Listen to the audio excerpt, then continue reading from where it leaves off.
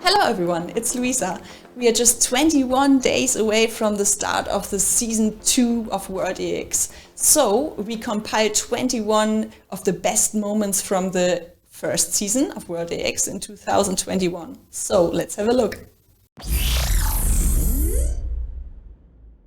The first race took place in Silverstone and nobody knew Lasse Sørensen back then, but during the season everyone got to know him very well. In the first race, he had a very, very famous competitor. And the first RCCO World EX Championship qualifying race is go! Antonio Felix da Costa up against Lasse Sørensen then. The battle between the teams TK9 eSpeed and NR esports. And a blistering start from Antonio Felix da Costa then, being chased hard by Lasse Sørensen though. So Antonio Felix da Costa, of course, current Formula E champion, knows his way around this Silverstone circuit. 5.89 kilometers, 18 turns, 9 of them right-handers, 9 of them are left-handers.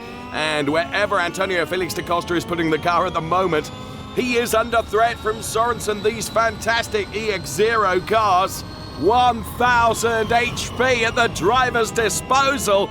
And this first qualifying race is proving to be a brilliant one as we enter now the National Pit Straight, heading up towards Kops, turn number 9 on this Silverstone circuit.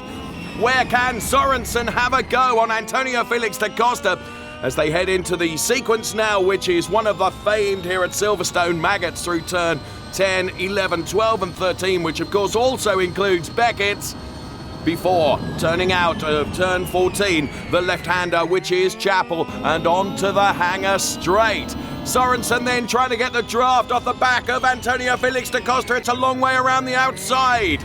But he had a go. He was prepared to have a go and dives to the inside and goes through. A brilliant move from Lasse Sørensen. For TK9 eSpeed, just 2 more turns to do. The checkered flag awaits, and the first qualifying race is won by Lasse Sørensen.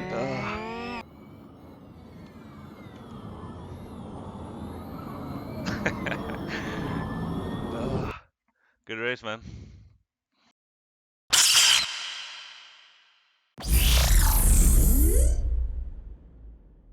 Kelvin van der Linde was on fire in DTM last year, and he had a big moment in his one and only World EX race.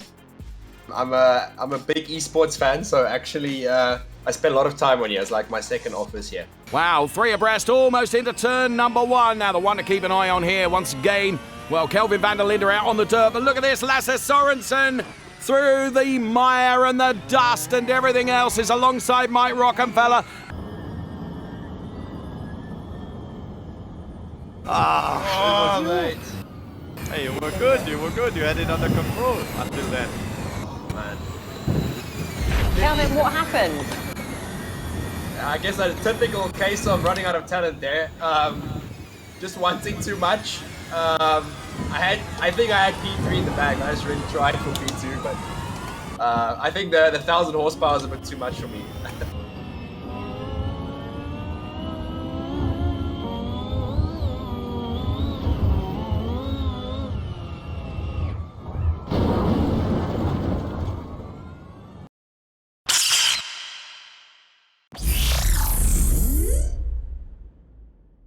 Alen, an esports racer with such great driving skills. He was fighting for race wins so many times, but the Zebra had so much bad luck last season.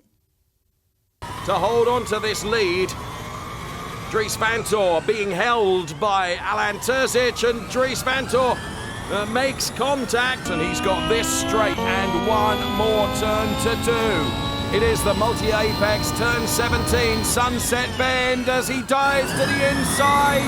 Terzic on the outside. Sørensen heads for the line.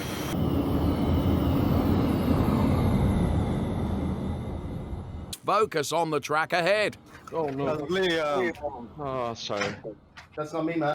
No. It had been such a clean fight up until It wasn't me. that particular point. Was there just a little hint of a jump start from Alen Terzic then? Lasse Sorensen, Terzic side by side. A great move from Aslan up into P3 and battling for P2.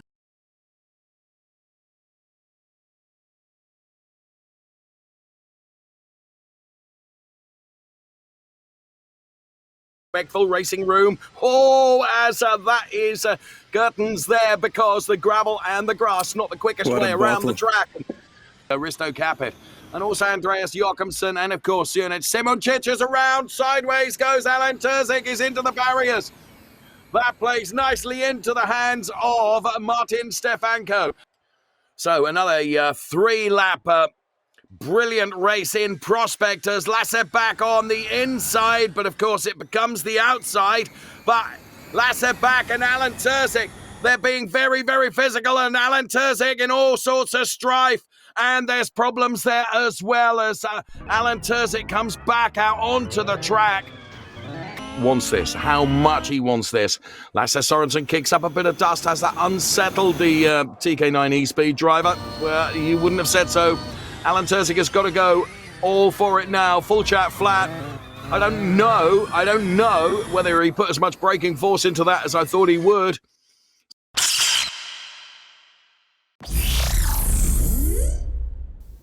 We all thought it would have gone way worse in the battle between Martin Stefanko and Liam de Waal in Sebring, but the great reaction of Martin Stefanko saved it all. And Liam de Waal with Liam de Waal then, the outside line around turn number 1, heading Martin Stefanko. And Stefanko then right on him, on board with Martin Stefanko, just trying to provoke an error from Liam de Waal, but an error is not coming currently. Pushing very, very hard here. Nice slide. Oh my god, that was a bad start. Now carrying so much speed to the inside of Liam de Waal. Oh god. Sorry. Oh wait. Thank you.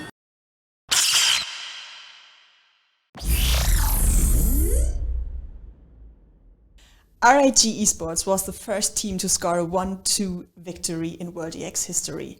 And what a close battle it was in Maastricht between Risto Capit and Gordon Mutch. And now the turn of Risto Capit. Back to Gordon once again. They are absolutely side by side. Quite a long run before we get to this turn 1, which is the right-hander. You run slightly downhill and then into the tunnel, which of course presents a fantastic opportunity to Risto Capit to take advantage of the slipstream and put himself alongside and ahead of Gordon Mutch. The esports racer versus the pro racer here in Maastricht, both for the same team. Uh-oh. And here comes Gordon fighting back. Oh man, that corner's so scary. Well, you both execute around that corner perfectly well, so it is Risto Capit, the esports racer that's leading the pro driver Gordon Mutch at the moment in this one-lap shootout, the super final, the one-lap shootout to stardom, if you will, as Risto Capit knows that Gordon Mutch is going to take advantage of the slipstream opportunity that will be presented to him. We run on board with Gordon now, almost putting himself alongside Risto Capit, but not quite enough as they head into this turn. Carrying a lot of speed, but holding on to the car. Gordon Mutch leading. We both know what happens next. We both know. You can see how hard he's holding on to that, but Your exit was way better than now. as the drivers indicate, Nah, you're so close enough, 100%. they know Let's see. what's coming next, and that is another slipstream opportunity. So Gordon Mutch into the tunnel ahead, but here comes Risto Capit. But he is carrying a lot of speed. Gordon initially went through on the inside, then Risto fights back. So, very, very evenly matched, both of these drivers. One a pro driver, one an esports driver. There is nothing between them, but Risto Capit has got his nose in front for the moment. Yes. As they head towards the line, then, it is going to be Risto Capit that will be victorious. Come on, no! What a Close. Wow, that was close at the end. So close. Yeah. And that wasn't even fabricated or anything. No.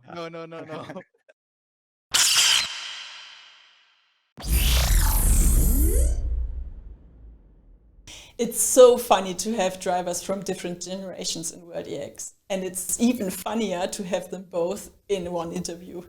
Quite fast, so really excited to be starting today racing against Frank, who is endurance legend. I think he won his first Le Mans when I was born, so very excited.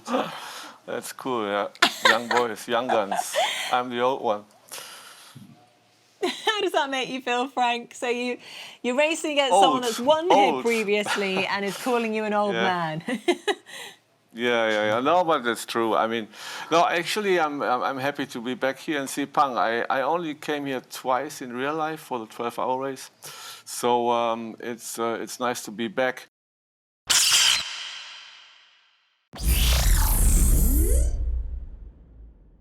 Our Belgium team WRT had such a hard time in season 1, despite the drivers were so concentrated.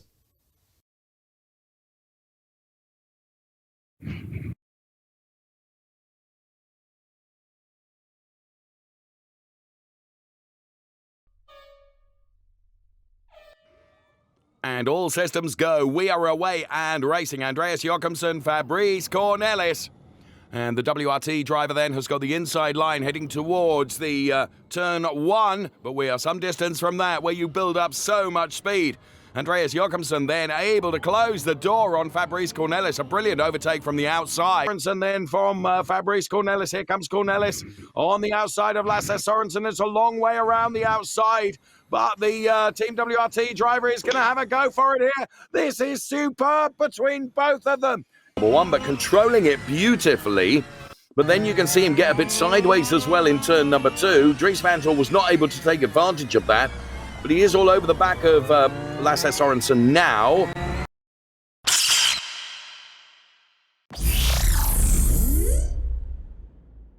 We all love the fantasy track of Maastricht. It provided so much great racing and also a lot of fun. 3, nearly 4 abreast into turn number 1. 3 cars surely almost don't fit into the tunnel. We go now. We're on board with Bajtski Visa now. And trying to get the slipstream off the back of the Lasse Sorensen car. Bajtski Visa goes to the right. 3-way fight for P1 at the moment. Oh! Sorry, man. Holy crap. Oh, I'm already upside down. Is it Lasse again? I can help you, man. Maybe I can help you here. Well, forgive the language. I can get you down, man. Oh, thank you. Let's go. Right-hander. This is where Patrick Niederhauser perhaps will get some benefit. Well, he's been benefited by Alistair Young making contact with the barriers. Tarmac to use it all before the first corner here in Maastricht. But of course it is absolutely critical to break into the corner break. Martin. Oh, I missed my breaking point completely. Oh, no. Lasse Sorensen under real pressure from Bruno Senna and also Bajtski Visa, who has come through to pick up the lead. You can see there Bruno Senna and Bajtski Visa panel rubbing. Lasse Sorensen in all sorts of trouble. Lasse Sorensen. Yeah, I'm out. As they head towards the line then, it is going to be Risto Capet that will be victorious.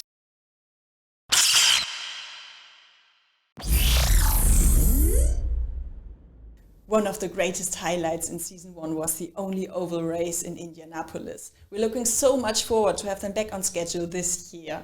There were so many close slipstream battles like this one between Nico Müller and Mike Rockefeller. Well, what a way to start the first ever E-Prix of Indianapolis. 2 giants in the world of motorsport. It's Mike Rockefeller and Nico Müller side by side.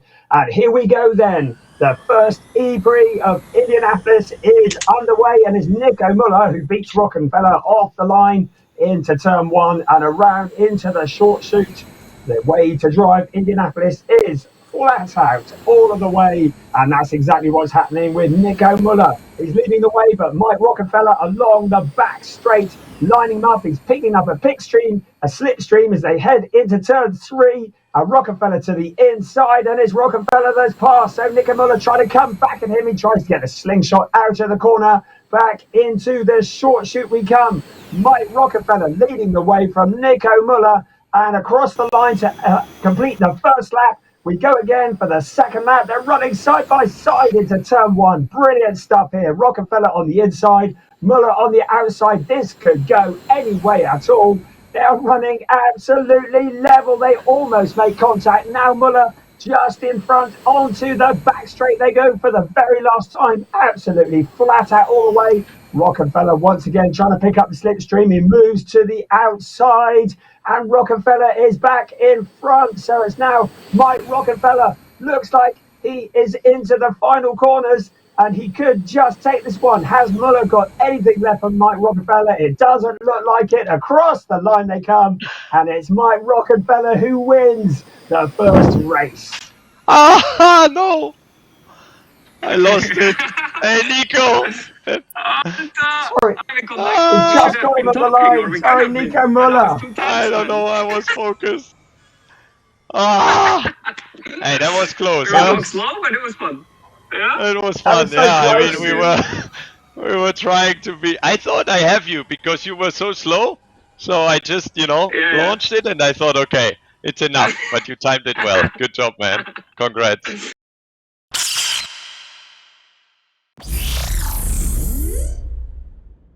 Bruno Senna is one of the favorite drivers of our fans, and everyone got so excited seeing him winning in front of Martin Stefanko, his teammate in Spa. Has Jost Capito been on the in-car phone here to Martin Stefanko and said, come on, Martin? No, because look, Martin really closes into Bruno now, but I think Bruno has done enough.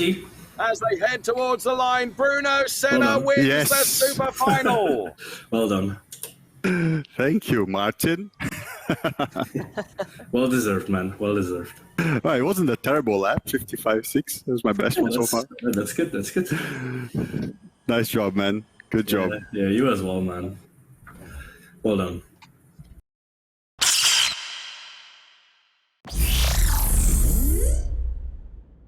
Lasse Sørensen was so brilliant in season 1, so was everybody surprised that he got off the track in a battle with Philip Dennis in Sepang. But the reason was very funny. Sørensen was fast also at Sepang, but made an unusual mistake when he went off on his own while leading the Pro Racers semi-final. The bizarre reason, the 150-metre marker before turn 4 had disappeared following an incident on the previous lap. As usual, Sørensen braked at the first board, but this was the 100-metre marker and thus 50 metres too late.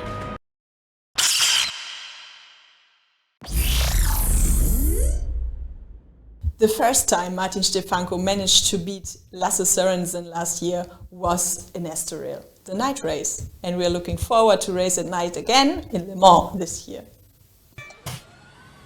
Well, I have to say, I think Martin Stefanko got a slightly better start initially than Lasse Sørensen, but Sørensen is coming back now. Martin Stefanko, is he going to be able to close the door? He wasn't quite able to do that, but I think he's got a little bit more momentum. A little mistake there from Lasse Sørensen, and Martin Stefanko is in the lead. So Stefanko leading from Lasse Sørensen, and the margin between them is 4/10. Martin Stefanko, has he got the answer to the machine that we've been talking about all evening long? Well, barring any disaster, surely Martin Stefanko has done enough. Martin Stefanko is victorious.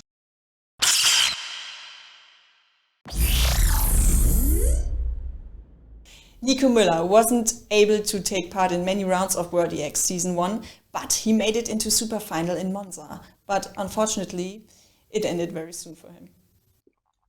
Who will be victorious?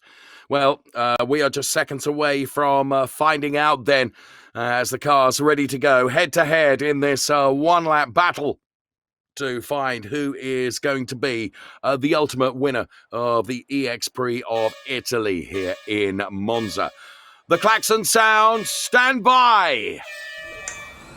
Let's go, Nico Müller with a centimetre ahead then. As they head in towards turn number 1, is he going to be a full car length ahead? Is he going to be able to close the door? He's certainly going to try, but unfortunately he wasn't. So they trade a little bit of paint, but it's awfully fair between the two of them. And now Nico Müller squeezes. Oh no! And Müller has got around us into the barriers. Wow, race control. Poor Mike Rockefeller. He's had such a busy night tonight. And And he's undoubtedly going to take a look at that. I had no room on the outside. I was on the gravel.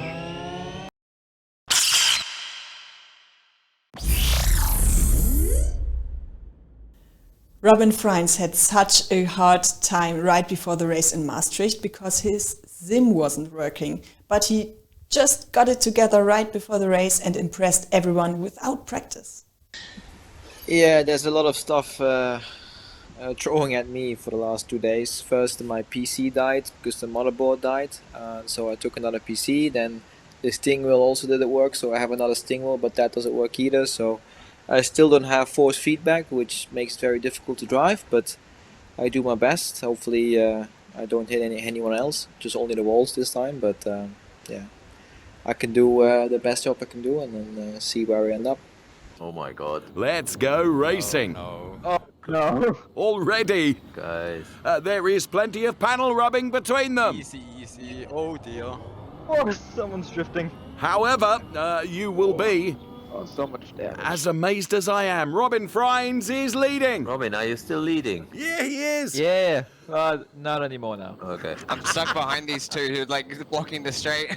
That was a huge pile up out of turn 1. The moving roadblock that is Frank Bieler and Robin Freins then, with Frank Bieler with his nose in front now. Robin Freins, P2, and of course, as we heard there, Josh Purvine trying to get the better of both of them. They go side by side once again. Robin Freins with the inside line. Surely Robin is going to be able to take the lead away from Frank Bieler. Yes, he does. I think I just got to hit my car. So Robin Freins then heads towards the line and is going to be victorious.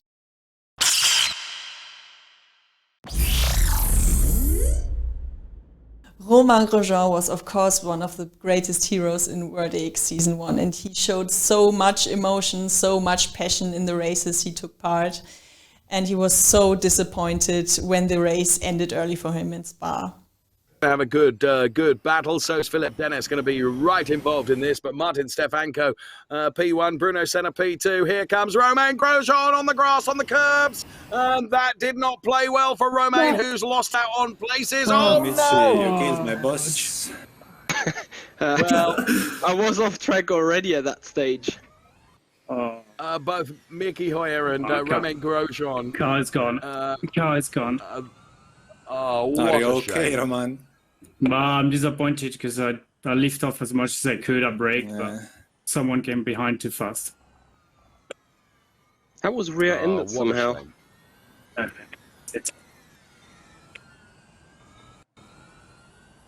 You can sense the disappointment for Romain Grosjean, and well, that's racing. So Martin Stefanko leading from Bruno Senna then.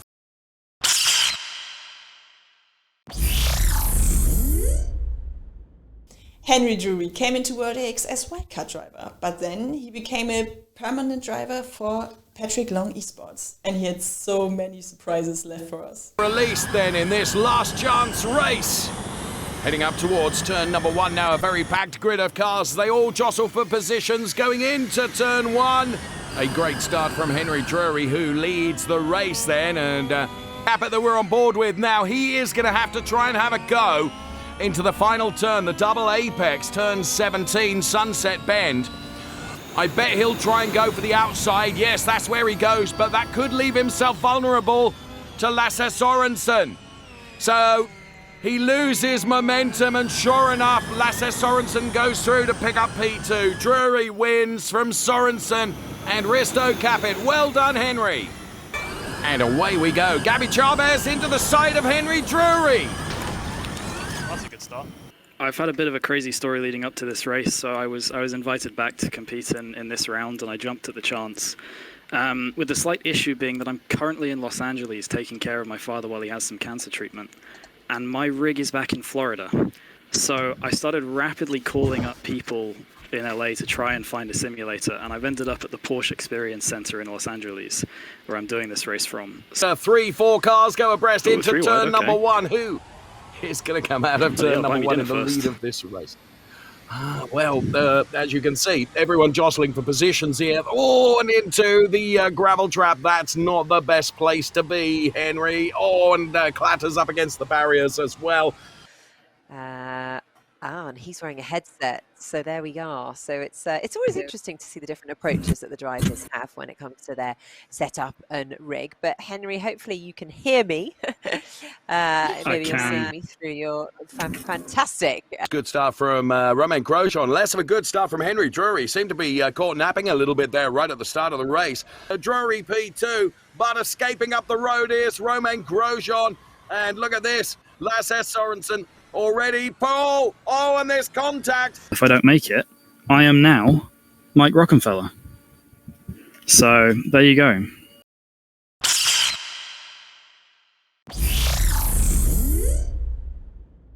Luca Munro was a wildcard driver in the final round on the Nürburgring, and he was so excited to race against his hero, Emily Jones. So I typically race on PlayStation 5 with Gran Turismo Sport and F1 2021. This is a huge step up, and surprisingly, I've been doing all right for someone who has my experience. I specialise in talking about esports rather than actually doing it, and I'm about to prove why. Well, you've you've got the hair to go with it, though. I love it. What a great look. Yeah, this is actually Jorge Lorenzo's, even though I'm not like a huge fan of his, I liked the red streak he did at the end of 2017. Right, the race is about to start, so get focused. Shoot. Well, forgive Lucas' colourful language and colourful hair. Let's go racing. So, Emily Jones leading Luca Munro then for WRT around turn number 5 Emily, now, I'll heading let you, towards... if you let me win, I'll pay you money. I feel like that's already. I can't do that.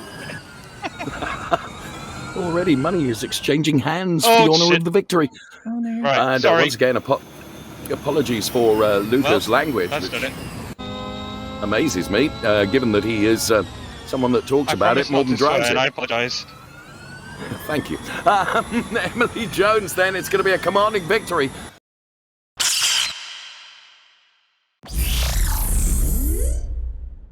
We all love Dave Richardson, the voice of World EX, and he even had time to teach our drivers a little bit better behavior. I mean, I would like to drive for once with a real car. It would be nice, I think. But like this last corner here, that must be so f***ing hard for the tires in real life as well. No swearing, Well, we're live on apologies air. for Lasse Sorensen's colourful language. So, that was all a bit Lasse messy. wasn't it? Sorensen. Sorry, whoever that was. The lag is terrible. Yeah, it's Fucking us. Apologies for any colourful language from our racing drivers who, of course, in the heat of the moment and the excitement get ever so... Oh.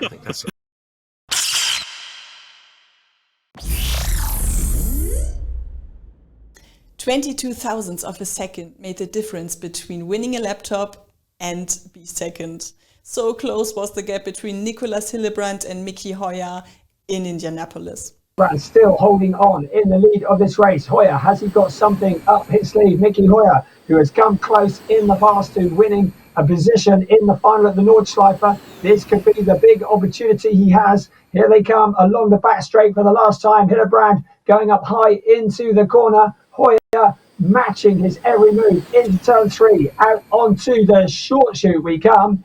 And it's Hillebrand who still leads the way. Mickey Hoyer, though, he's going to try something. Surely he is. He looks to the top.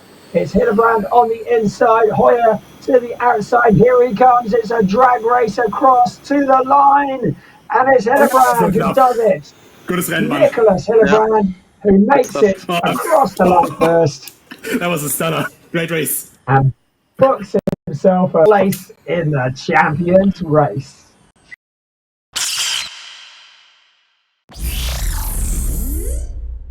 Lasse Sorensen was really the man to beat in season 1. He had so much pace on almost every track and he was fighting for the World Championship title until the very end. Lasse Sorensen from Denmark was the star of the first 2 rounds of the new RCCO World EX Championship. The real-world pro racing driver was able to defeat esports racer Jonic Simoncic in a tight super final at Silverstone. Sorensen had a better start and was able to keep Simoncic behind for the rest of the lap. things were a little bit more complicated at Sebring, where the TK9 E-Speed driver produced a jump start in his qualifying race. This meant he had to go through the last chance race. Starting from the back of the grid, Sorensen kept calm, gained the necessary positions, and finally made it into the super final yet again. This time, Sorensen stayed close to pole sitter Alen from BS Plus competition and attacked him in the last corner. A slight touch at the rear was enough to unsettle Terzic a little bit, and Sorensen took his second victory in a row. So has Lasse Sorensen done enough to make it 3 out of 3? Good race, man. Good race. First final for you. He has. Yeah. He's leading. What can Lasse Sorensen do now to try and get a mistake from Martin Stefanko and just push Stefanko into making the tiniest of errors, which is what Lasse Sorensen will need to come by. There is nothing between the two of them.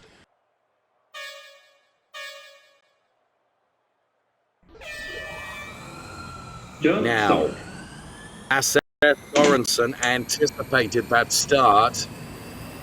Yeah, for sure, that's got to be a jump start for Lasse Sorensen. I mean, something went wrong with the klaxons, to be fair. They were all out of sequence, but Lasse Sorensen tried to anticipate it, and I think he went before the lights went. Is going to stand by. I think Nicky Shields is going to speak to Lasse before, of course, we get the results. So let's find out what Lasse to say about it. Sorensen, it is very unusual for us to see you make a mistake. What happened at the jump start of the race?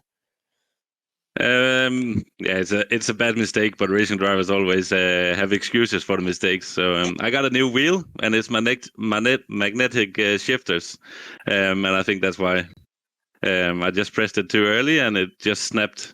Turn 3 for the final time. Hoyer ducks to the inside, but Sorensen taking the higher line through the corner. It's Sorensen out of the corner, but this doesn't mean it's over yet. Into turn 4 they come, out of turn 4 they come, onto the home straight. Sorensen is going to be under threat here on the drag rod, but it's Hillebrand up the outside as well, and look at Duval squeezing through the middle. They make contact. To the final turn. And here comes Alen Terzic. It's the final roll of the dice, and Lasse Sorensen has done it. He's across the line, P1. Alen Terzic, P2. So we go on board with Lasse Sorensen, looking back from Lasse Sorensen because Stefanko gets closer, gets out of the draft and gets alongside Lasse Sorensen. Now they go side by side, and Stefanko is through. However, Lasse Sorensen now getting the advantage, coming back at Martin Stefanko. So, Lasse Sorensen then, maybe this is all part of the master plan. But Martin Stefanko has got but a few turns to do. Lasse Sorensen was not close enough when he needed to be. And that means as they head towards the line, Martin Stefanko wins. Let's have a quick catch up with Lasse Sorensen, who has been the dominant force of this championship, no doubt. Lasse, what are your thoughts? Martin Stefanko there, just taking the win narrowly ahead of you. Yeah, that's how it is. He was faster today, so I couldn't really. I really tried to keep keeping his slipstream for the whole lap, but that was like the last sector he did was amazing. So impossible for me to do anything there. But I'm still super happy for the whole TK9 E-Speed and the whole team, and the whole being a part of this whole championship was amazing, and also in the first year. So I'm super happy for everyone, and Martin really deserved this win today. I couldn't really do more. That was maximum for me, and he was just a better driver today.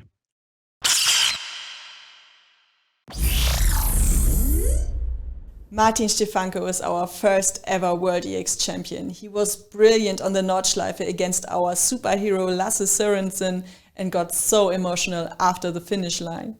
Martin Stefanko has got but a few turns to do. Lasse Sorensen was not close enough when he needed to be. And that means as they head towards the line, Martin Stefanko wins. Look how delighted he is. Dude, the tires are... Oh my god. Oh. Nice. Yes! Good job, Martin, the fastest guy won, I guess. Woo! Let's go! Oh. I think he's pretty pleased, you know. Well done, Martin Martin, Stefanko. you get it, my friend? Yes! Awesome. World champion! Yes, nice. Martin Stefanko, a huge congratulations for being our world champion, our first world champion. How does that feel? I mean, talk us through. Let's talk us through that moment when you passed Lasse Sorensen at the end of the first lap. Yeah, I mean, I was actually thinking for a few seconds that I was not going to get slipstream because the gap before the long straight was over a second, but I managed to have an insane that kind of final corner before the long straight, and I just caught up to Lasse and just had a huge overspeed also with the slipstream and got him. And then I just knew that I need to get the gap over 1 second, and I just could not do it. No matter what I was doing, I just could not get it over 1 second with that slipstream, how huge it is. I just could not get the gap over 1 second. But the last sector is very technical, and the whole season I was able to keep my tires in shape, but you can't really show it when the races are so short. So with this race being longer, basically like 12 minutes, I could really, show my advantage when it comes to tire wear and battery management. So that played a huge role in me creating a gap in the final sector, which was almost 1.5 seconds. And then it was just, not making a mistake and taking it home.